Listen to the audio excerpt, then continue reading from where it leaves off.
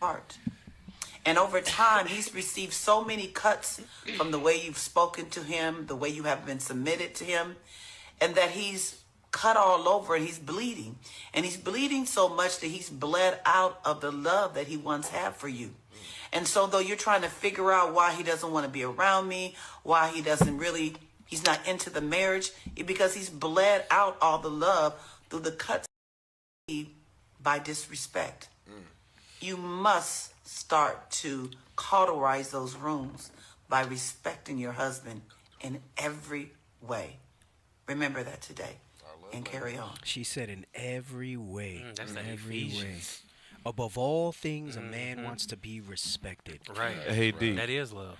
A man identifies love with respect. I mean, listen, some of us like physical touch and other stuff too, nice words and everything. But the number one thing a man needs is respect, especially in his home, from his children, from his wife, from his friends, from his family, is respect.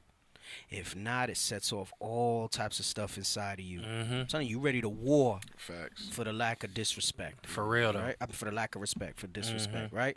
So man wants to see that. Now, I just want to bring a couple things on the tongue, right? The book of Proverbs, chapter 15, verse 2. Bring it out. The tongue of the wise. Right, you brought up a soft answer, right? Yes, sir. But we're going to continue on with that. Come on. The tongue of the wise useth knowledge aright. Right?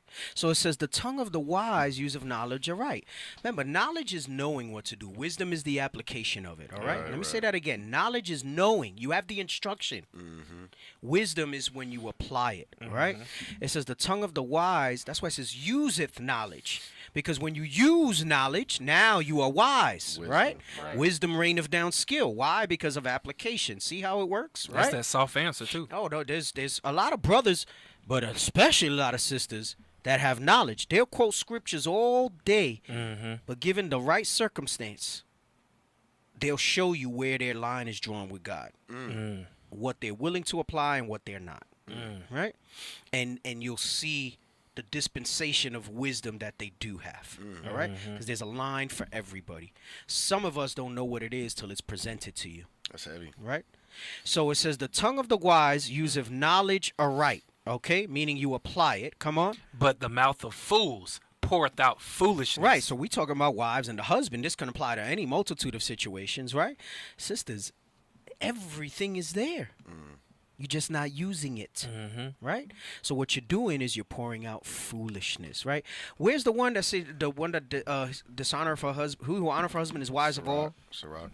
Get that real quick. That reminds me of this one here, and then we're gonna come back. Come on.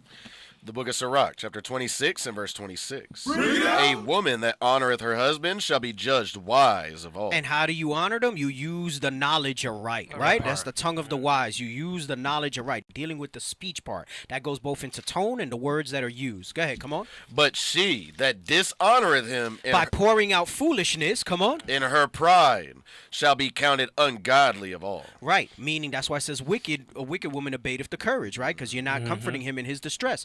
It says you'll be counted ungodly in your pride, because the only reason you have that conflict, let me get that, only by pride cometh contention. The only reason you have that conflict in the home is because you have pride on you to not apply what God told you to do. Right? You know where it's at? Yes, sir. Go ahead, bring it up. The book of Proverbs, chapter 13 and verse 10. Only by pride cometh contention. Only by pride. Now go back to what we were reading in Sirach. The book of Sirach, chapter 26 and verse 26. A woman that honoreth her husband shall be judged wise of all. Come on.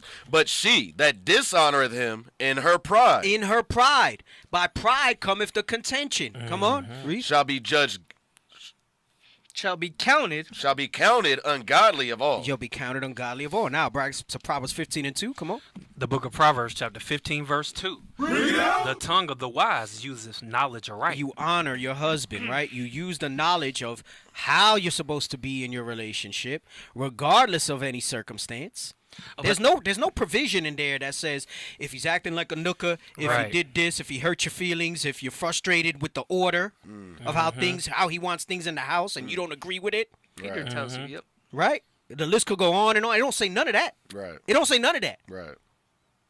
It says you play your role, Right. right? There are no conditionals when it comes to that. Come on. The tongue of the wise useth knowledge aright. Come on. But the mouth of fools poureth out foolishness. Yeah, then the foolishness is the BS, the emotional crap that they say that makes no sense and this, that, and the other. The scripture says your desires unto your husband. When it talks about a husband and a wife that agree together, that'll mean that I'm condescending to you and what you want. It means that your desire is unto your husband, so you're going to go ahead and you're going to roll in the spirit of, let me get in agreement with this man. Right. Whether my pride likes it or not.